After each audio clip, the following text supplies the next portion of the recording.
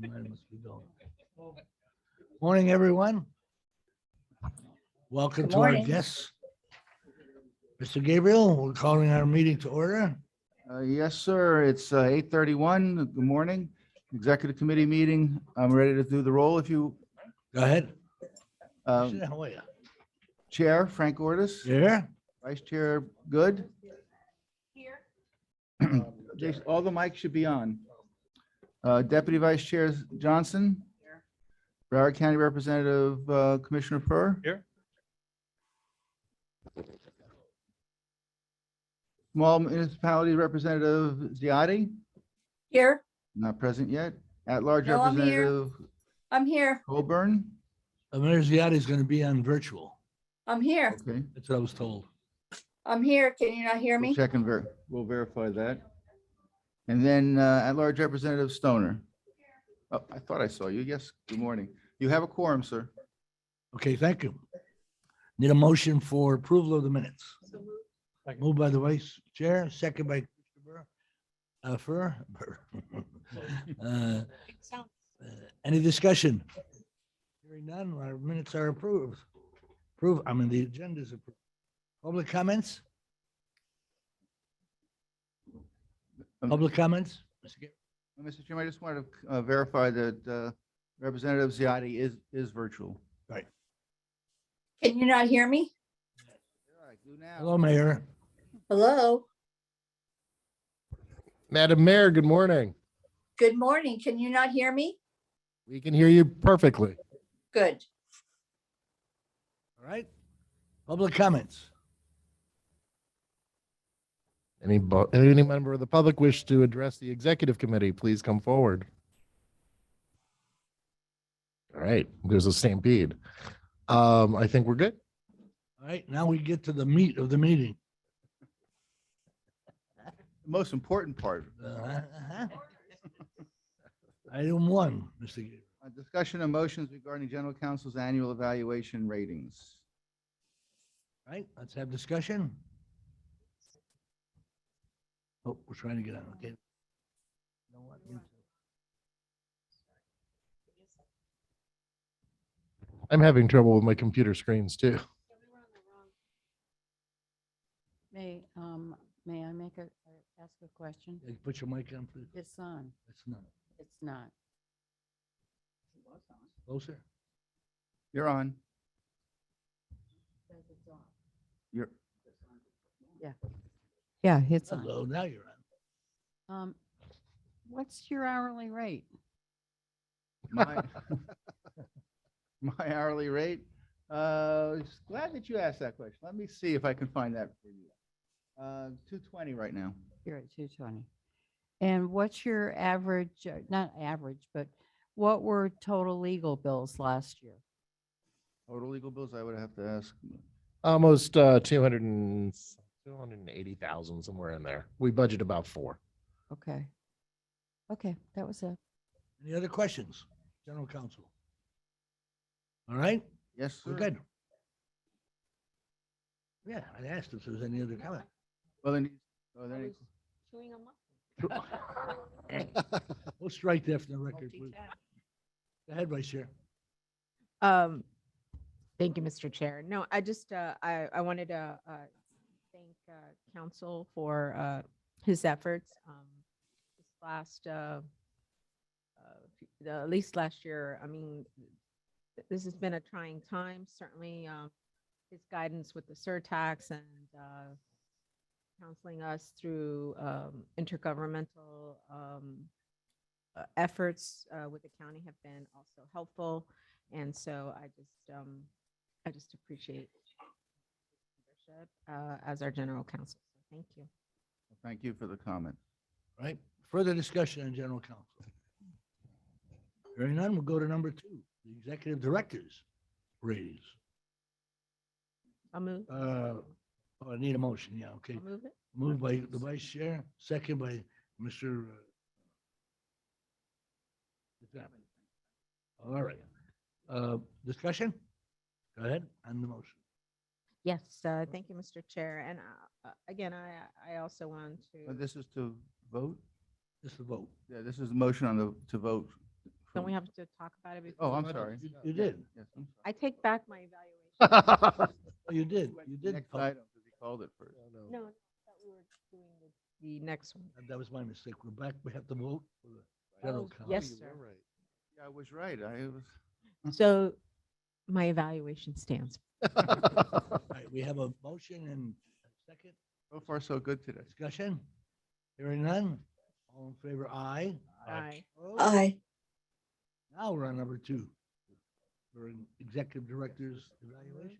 This is discussion of motions regarding the executive director's annual evaluation ratings. Okay, comments? Go ahead, Vice Chair. Thank you, Mr. Chair. So I also want to take the opportunity again and thank Mr. Stewart. There's really no question of the knowledge that you have in regard to transportation and the variety of funding structures and the coordination effort required from the federal and state level, including local and county. I just,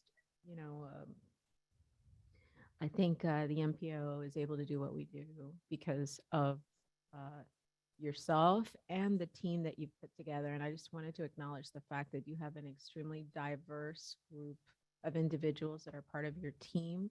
I think that says a lot about you, not only men, women, but you have, people of all nationalities. I think it speaks volumes of the person that you are, and it starts with you. So I just want to thank you. Thank you. Comments? I'll add a statement. Vice Chair Johnson? Being that I'm the one that's been. Mike? Mike, and we have, Closer to the mic. yeah. Great. Being that I'm the one that's been around forever, I can probably see more than anyone just how far we've come with our MPO. And Greg not only is our leader here, but he's a leader at the state level. He's a leader at the federal level. He's so well respected. When I go to MPO AC, he's like the guru there. So his team is extraordinary, and you only get an extraordinary team when you have the person at the top of the team. So kudos. Mucho, mucho kudos. Like that. Thank you. Mucho. Yes. Yeah, I like to, O'Meara? I like to echo what my colleagues have said. And just, I really do appreciate Greg, the way he works with the entire team. Always being responsive and always bringing information to us to educate us. But at the same time, he's always growing the MPO, taking us to another level. So I certainly appreciate that. Yes. Thank you. Comment? O'Meara Ziadi, go ahead.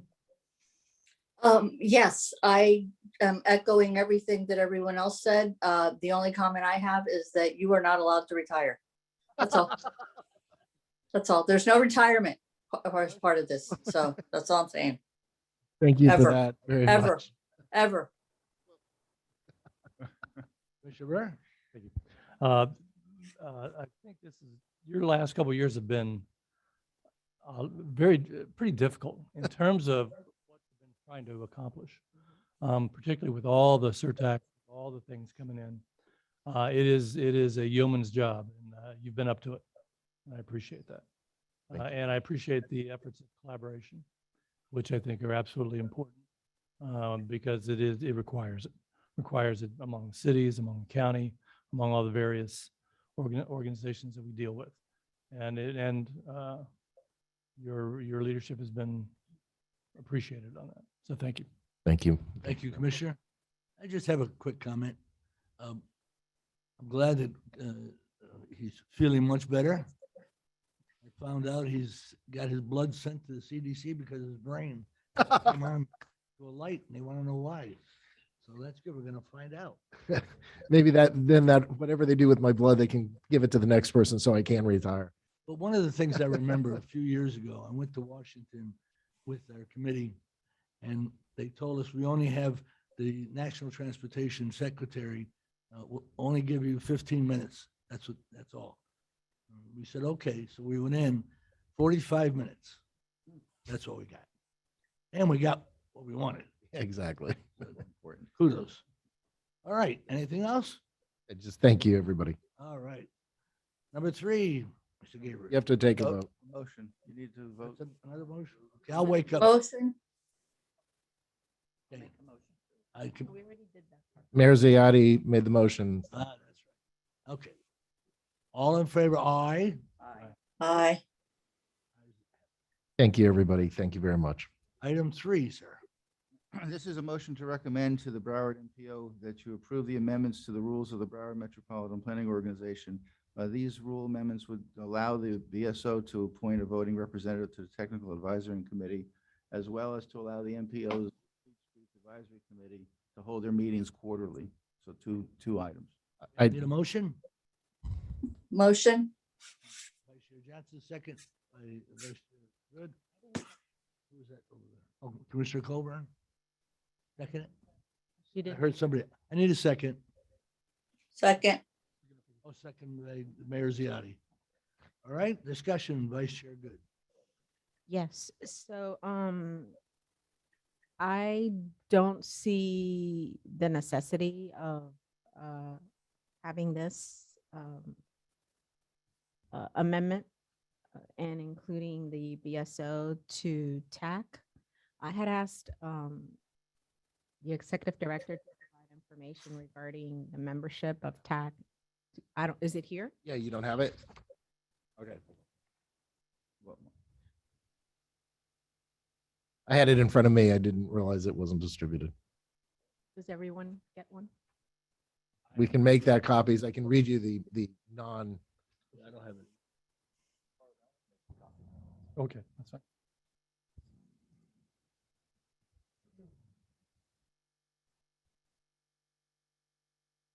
if you like, the question, just for everybody's edification.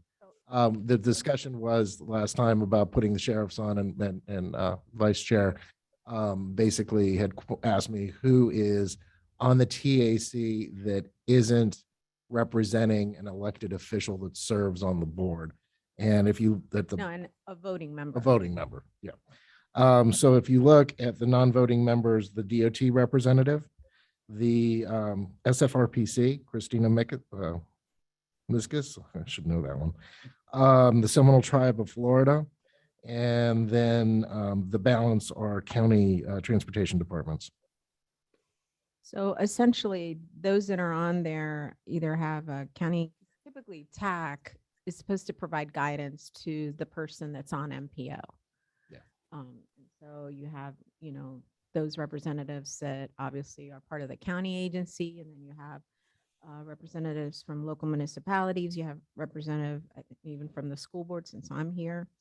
So I think on a advisory level is one thing, but to have the person as a voting member, I don't see it. Okay, further discussion? Go ahead, Commissioner Furr. Can you provide the rationale for why this would make sense? Actually, it came in at the request of the city manager from Tamarack Okay. and the sheriff's department, the representative from Tamarack with the sheriff's department, that they'd like to be able to provide an advisory role to projects that come before this board. And I kind of had the conversation, and the person is a data nerd. I'm going to use that Okay. terminology. And actually does a lot of the crash data entry and has been setting up systems over at the sheriff's office. And from my perspective on a technical side, their role providing that type of information to our technical committee members is probably more valuable, not necessarily over to our board, but to the other cities that sit on the TAC and the county members.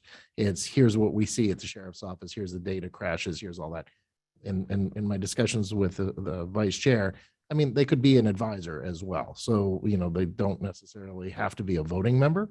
But that said, I think that when you have somebody, I was looking at it going, okay, we'll bring them into our tent. And that's not a bad thing. It's part of that collaboration and cooperation side of things. And given the fact that we have the Seminole Tribe, they're not voting members, but they sit on the TAC and provide information. SFRPC, non-voting member, but they also sit and then do provide information to us. It's just another source of information. The DOT actually pulled themselves off as voting members, but they do provide technical support. Yeah, I mean, I could, I could see where they could bring information that would be vital. I mean, we're getting it would be a lot of the same information as DOT, I would assume. But it would be but it would have its own lens, which would be slightly different. So I think in some form or fashion, it makes sense to have them there, so that you have that kind of cross-pollination of ideas. I don't know if it matters if it's a voting member or not on this. How many members are on the TAC? How many is this all the voting members that we have? In front Yeah, of us? this sheet is all it's a bigger board. Phew, that's huge. Yes, sir. So the reality is, one more voting member it almost it doesn't matter almost. You've got, these are all the agencies. Yes, sir. So, I mean, in some ways, this is quite an omission that it's not on there, given their position. I'm looking at it again from it's just it expands the tent. And it allows us to work more closely. I have another item that I'm going to bring to you under my comments that we're working with Brightline. Right. And some of the sheriff's offices are police departments for the cities along the corridor that we're going to need to have in meetings to increase enforcement and deal with some of the, critical fatalities that have happened in the corridor. So, I mean, this is the way I look at it, but it's 6 of 1. I don't see any reason not for them not to be on it, given that everybody else is on this. I'm gonna support it. Vice Chair Good? I was just, You're on. Let me recognize Vice Chair Good. She was. No, it's okay. She had her hand up. I just wanted to say that I agree. You're not on now. I mean, they're one of our. The mic is not on. All right. Set a time. Yeah. Closer. Carl? No. Yeah. All right, anyway, that I agree that I don't see any reason why we wouldn't have them. They're one of our biggest agencies in the county. They certainly have deal with roads and traffic and all the things that we deal with, that I just think that it seems logical to let them have a seat at the table. And there's so many people on this committee that whether giving them a vote isn't really probably going to change the outcome of anything, but to have them at the table, I don't see any reason not to. Right. Thank you. Vice Chair Good. Yeah, so I'd like to, this handout, what I don't see is who's a non-voting member and advisory. Can you just share that? Typically what will happen at the TAC is we'll have folks show up like from Urban League or from AARP or so forth that will then advise. But a lot of those members, and just to build up the vice chair's comments, it's also, they sit around the CAC, the Citizens Advisory Committee. Correct. Does the sheriff sit on the CAC? Yes, they actually have a position. Yeah, they do. Yes.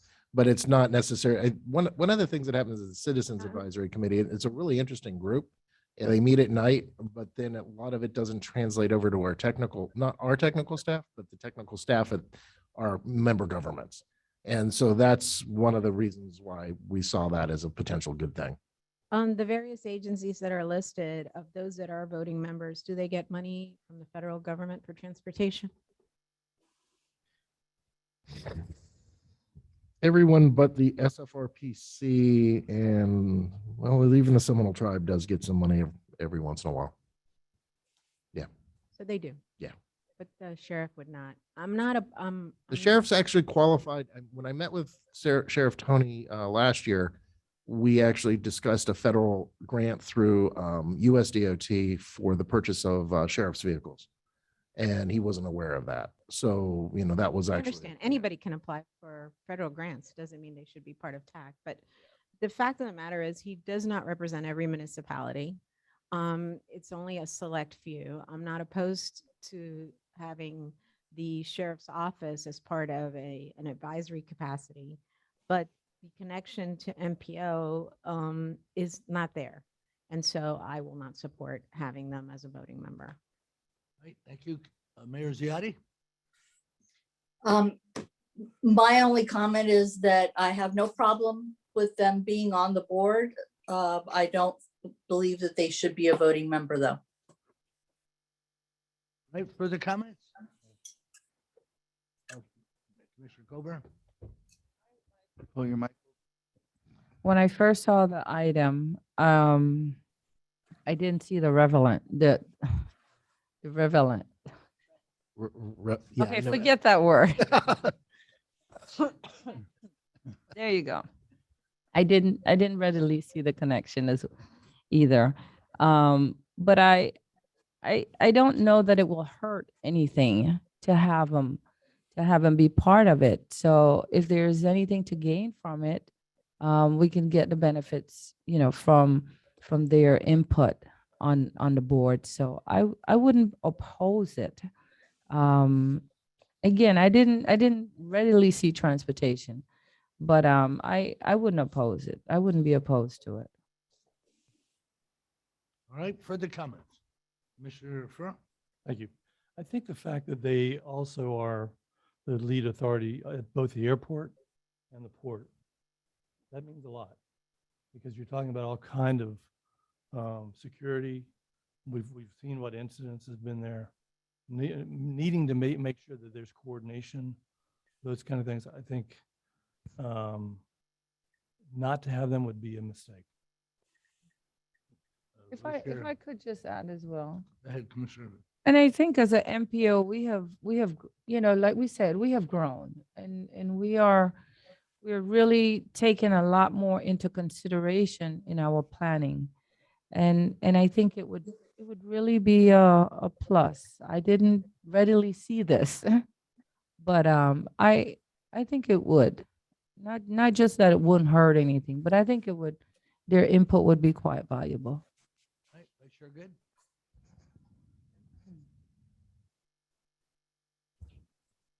It's off still.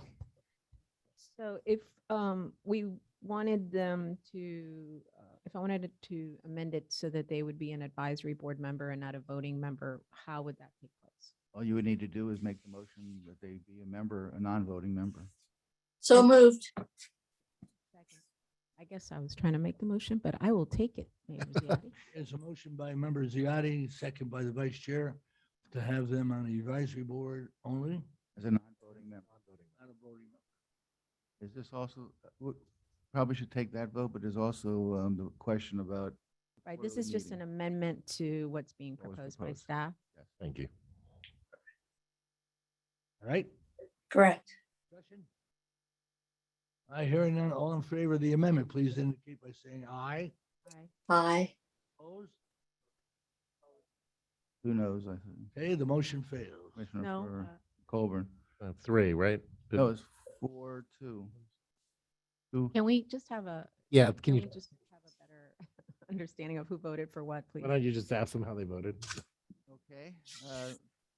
Chair Otis, I'm just going to ask you just to repeat what your vote is, yes or no? Yes. Vice Chair Good? Deputy Vice Chair Johnson? Johnson was no. County Representative Furr? No. Small municipalities Representative Ziotti? Yes. At-large Representative Colburn? That was no. And at-large Representative Stoner? And that was yes. What was the total? 4-3. 4-3-4? Passes. Okay, motion passed. Okay, and then this, so now we, Now we're on a money motion. Correct? What was the mo, what was the Or- vote? 4-3. I don't think so. We need to. Motion passes. Passes, Yeah, yes, we it said it passed. Okay. Oh, I'm sorry, I didn't realize it. Yes, Pat. 4-3.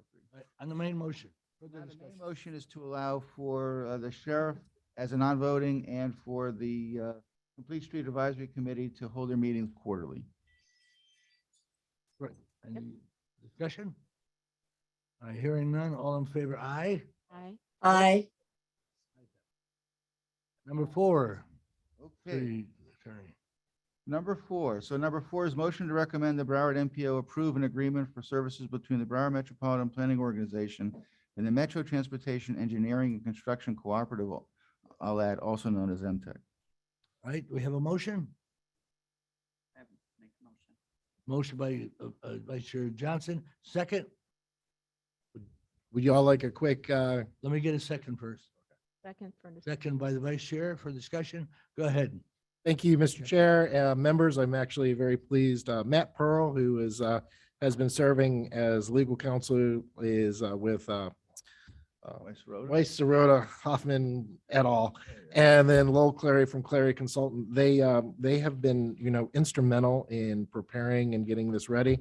I don't know if you would like to hear from them as this moves forward to the full board, but there's nothing like a proud parent because this baby is about to be born, and we're going to see it grow up as fast as anyone can imagine and leave our realm and become an independent organization. So real happy about that. Would you all like to speak? Okay, we'll hear from them. They're excited. They Yeah, I can see that. just want to. Would you just identify yourself, please? Certainly. My name is Matthew Pearl. You have to turn on your mic too. Is there a button here? No, Oh, and now it's good. Okay. My name is Matthew Pearl. I spent a couple of years sitting with the Mayor's Roundtable, coming up with the basic foundation of how we would like this to work. The interlocal agreement, creating that, and this standalone entity came before this body and the greater MPO last month, and was happy to say unanimously approved. It has subsequently been executed by, well, it had previously been executed by the 3 founding members, and we are now ready to go. And so the administrative services agreement that you have before you today, as the entity is not yet staffed, the MPO will be providing support services for a certain amount of time, and the scope of services is defined within there. And this is really meant to allow MTech to grow, allow the MPO to be compensated for its staff time that it dedicates to the launching of this. And ultimately, the goal is to have this largely funded, not only with the contributions made by the founding members, but through project funds as the projects come online, the administrative fees that can be taken out of those project funds to support the entity and its staff. I'm happy to answer any questions. Lowell Clary has been instrumental in helping us with this, and Lowell, you want to give a little bit of your background and how we brought you in? I think they'd love to hear that. Good morning, members. Lowell Cleary, and I'm with Cleary Consulting. And in my former life, I was Assistant Secretary for Florida DOT. The state of Florida provides funds to local cities primarily for what are called federal off-system highways. And in doing so, those projects must meet federal requirements. And for a lot of the local cities, the resources are limited, so it's difficult for them to implement these bigger projects, even some smaller projects, following all the federal requirements, because usually city and even county roads follow a different set of requirements, which are generally not as intense, if I would call it that way. So this entity will be a specialized entity focused specifically on implementing these projects coming down from DOT. DOT made a decision that they are not going to implement these projects anymore on behalf of cities because they simply don't have the resources to do so. They want to focus on the bigger projects, and a lot of these projects are smaller, so it just takes their time away from their overall mission. So this will allow the MTech to implement these on behalf of cities. There are 3 founding members. Additional cities may join. And to implement a project through MTech, a city will have to be a member of MTech. So be happy to answer any questions. Thank you for that information. All right, we ready to vote? Okay, all those in favor of the motion, please indicate by saying aye. Aye. Opposed? Ayes have it. Congratulations. Item 1 on discussion. Federal and state update. Mr. Cavarezzi, would you like to come up? I do know that our federal advocacy needs to be off at 9:15. So can we jump straight to the federal advocacy team control room? Thank you. And we have Lori and Lisa, and let's, go ahead and go. Morning.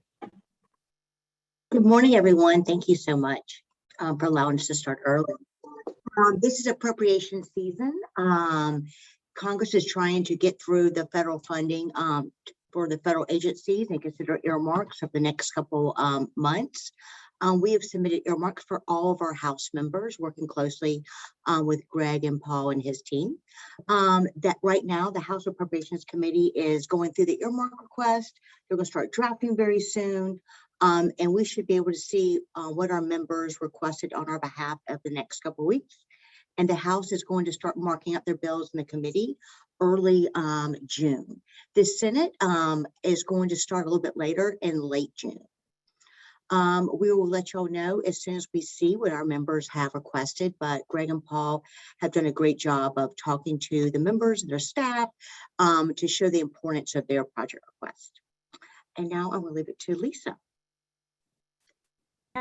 I will say what we're hearing from the House Appropriations Committee is that we should, all of the earmark requests should be made public. So stay tuned on it. We'll make sure we'll share with you what our delegation has submitted. Also coming early next week, the long-awaited grant opening of Safe Streets for All will be published on grants.gov. We're hearing it will open up this Monday or Tuesday at the latest. This is the Vision Zero grant program that was created in the bipartisan infrastructure law that we're all excited to see. And then next thing is that USDOT is working on is getting the Reconnecting Communities grant notice out this summer. They're going to hold their first webinar on the program this coming May 19th. And recommend you all to participate in that webinar if at all possible. I know we will have members of our team taking some notes and then sharing them with Greg and Paul and his team too. So that's just a quick snapshot of what's happening. Also at the end of the month, just a quick reminder, the deadline for FTAs, bus facilities and low to no emissions are due. And anybody who submitted a raise grant application, those awards are going to be announced by August 12th. And if you haven't gotten any of your support in, you should do that with your delegation and with USDOT by end of June. And just to add to what Lisa said, when Greg and Paul were in town a few weeks ago, we were able to secure meetings with the DOT staff that oversee both of those programs, Safe Streets for All and Reconnecting Communities. And they were very impressed with what they're doing on those two issues. Any questions? Thank you all. Keep up the good work. Any questions? All right. Thank you very much. Mayor Ziotti has her hand raised. I don't know if she has a question for this. Mayor Ziotti? It was for the previous issue. That's okay. We're on item 3 now. Thank you, ladies. Thank you. Goodbye. Item number 3 is, or well, this is, then we go to the state. What's that? We go to state. Just real quick, On what item? on the last one, Go ahead. is there a way of getting a list of those? Because they're giving us some deadlines of grants that are available. Yes. So that all of us have. We actually, we had a work, yeah, What's that? Yeah. Okay. it's coming. All right. And we have Good. shared, Thank we have shared that with all the cities and county staff Okay. as well. Thank you. All right. Item 4, please. This is the second part. Yeah, the state. Yeah, ready. State legislative update. Good morning, everybody. Mayor members, I'm joined here today with Lauren Jackson of my team and also Cheryl Seinfeld, who handles our local lobbying. I'm sorry that Chris Smith and Robbie Holroyd are not joining us. Chris had a previous engagement and Robbie is at the Tax Watch Conference on our behalf. So again, just wanted to say thank you and congratulations to Greg for his wonderful review. We love working with him. And the collaborative effort that you mentioned is something that we've actually experienced firsthand with him in Tallahassee. So it's been fantastic. So with that, just going to go over a few things, just when we thought we were staying home from Tallahassee, we're turning around and going back. So of course, the headlines today, obviously you saw possibly yesterday that the court took out the congressional maps. So we'll see what happens with that. But we have already gone through one special session and now we are heading up to another special session. So the regular session ended obviously about a month ago and we will be heading back. We'll see if he expands the call on this, but right now it's just going to be property insurance. So I'm going to turn it over to Lauren for a few minutes to go over a lot of the policy issues, but I will tell you it was not a quiet year in Tallahassee. But it was quiet on the transportation front, but we were in heavy discussions. So I attend a group weekly that are all transportation professionals, whether it's the the road builders, the chamber, DOT secretaries, previous ones, rail, airports, seaports, harbor pilots. We all have a discussion weekly on Tuesdays, about an hour, hour and a half, and discuss what everybody's doing. So we kind of have no surprises, which is nice. So going back to the collaborative effort that really we're trying to do, not only on the MPO's behalf, but also for everybody sitting here today. So I'm going to turn that over to Lauren and then we'll go from there. Morning. Hi, good morning. And I'll be brief because we're going to be giving this presentation again in the next meeting. But they passed a $112.5 billion budget. We are still waiting on the governor to receive that budget and then sign it. It will likely not be until after the special session, this next one coming up. That included $11.6 billion for the work program. It also included almost $500 million for sea level rise resilience grants. It also included $50 million for the job growth grant fund. And also the Transportation Disadvantaged Fund was funded at $60 million for the trip and equipment grant program. And that was something that we were heavily involved in. Originally, it was going to be short about $4 million. We were able to at least compromise and get an additional $2 million put into that pot, along with a $4 million innovation services grant. And it was taken from that pot of money, but we were good with that because Broward doesn't really take advantage of that grant. But we were heavily involved in helping to raise that amount. In terms of policies that passed, the governor just signed the tax package that included a $200 million gas tax cut for the month of October. It was short of what the governor had originally requested, the $1 billion. He requested $1 billion, but this would be for the entire month of October. There would be a 25-cent per gallon reduction to taxes that will not impact the Transportation Trust Fund. They are going to offset that revenue loss. Then in terms of policy that passed, just really quick, I'm just going to highlight two bills. The sea level, it was the statewide flooding and sea level rise. They did another package with that. That also directs FDOT to develop a resiliency action plan for the state highway system. It creates the Office of Resiliency, which is something that they had attempted to do previously. So they have that now created. And then it also added saltwater intrusion vulnerability assessments to the resiliency grant program. The second one I was going to mention is the education conforming bill. There was a massive education budget conforming bill that was passed. And part of that, it increases the scholarship amount for public school transportation to the amount expended by the school district for a student to ride a bus, or $750, whichever is greater. It also allows school districts to use other transportation other than buses, to use different vehicles as well. They also created the Driving Choice Grant Program under DOE to increase the efficiency of public school transportation and improve access to reliable and safe transportation for students participating in public educational choice options. That was funded at only $15 million, and there was a lot of debate on whether that was enough. A lot of people thought that that was too low of an amount. And then there wasn't a lot of transportation related bills that passed, so I'm going to skip over some of the other ones, but just some of the ones that failed. There was a speaker priority that failed that would have created the Office of State Risk, and it would have created a risk estimating conference. Basically, so it was evaluation of state risks. That bill did not pass. Transportation network companies, we were heavily involved with this bill. It would have impacted our seaport and airport in a very negative way. And we worked with Representative LaMarca, Chair Harrell, our seaport director, and our airport director, along with the Airport Council and Seaport Council, to help defeat that bill. Thankfully, it only barely got a hearing, if that. It was actually temporarily postponed in its first committee. Also, transportation projects. This bill was a part DOT package and a part road builder priority. That would have capped the amount of funding at 25%. That would have gone to a pot that funded public transportation grants or certain public transportation projects. And we had been working on that to help defeat that for a couple of years. It's been around for a little while now. FDOT had been previously neutral on that language. And then towards the end, they actually changed their position, which helped us defeat that and get that removed from the bill prior to it failing. But that did not pass. So we do expect the department to come out with another package.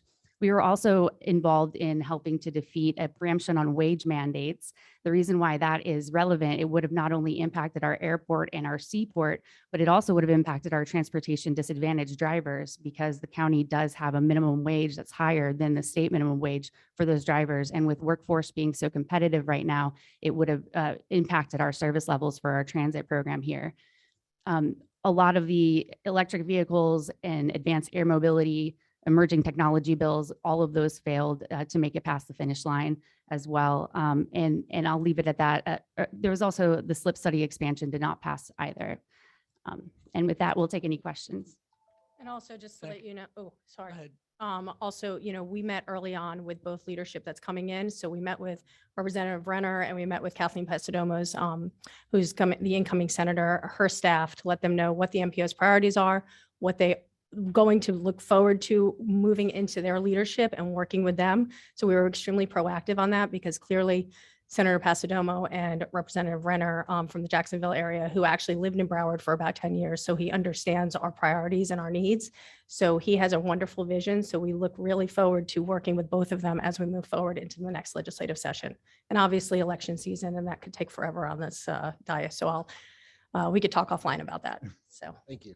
Thank you. Good report. Let me, one question. The $15 million, is that for Pembroke Pines that you lobbied for us? Sorry, I just thought it was. I think Right. you do have a question from the mayor. Mayor. Yes, thank you. So, $1 million question.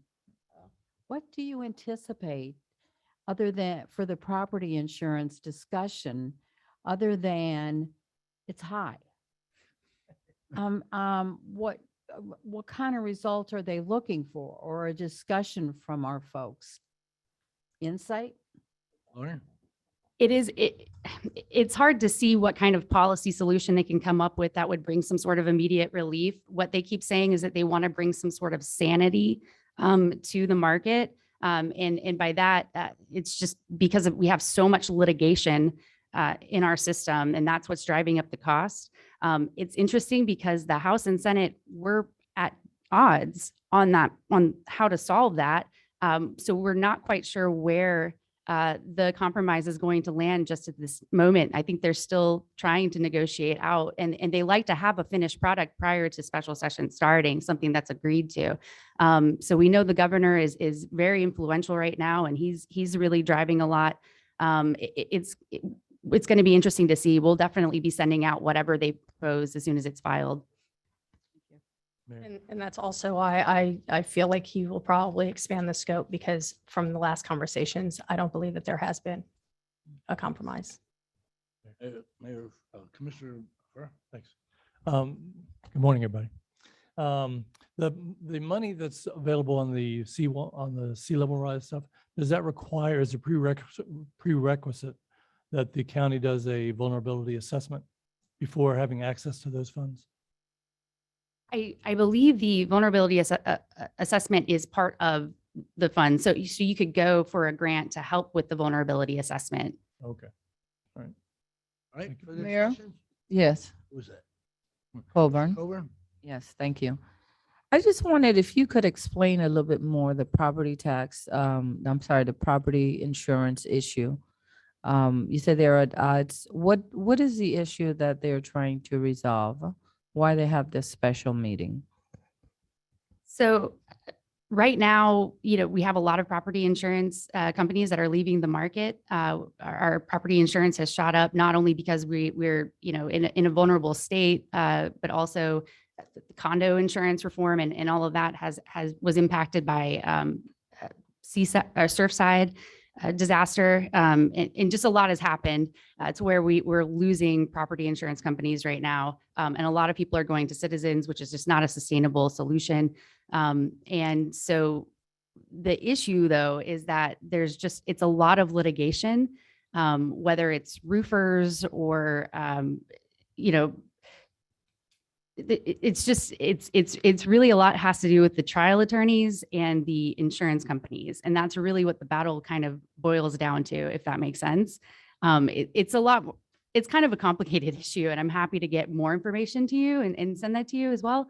But that's really where the battle is coming down to, the trial attorneys and the property insurance companies.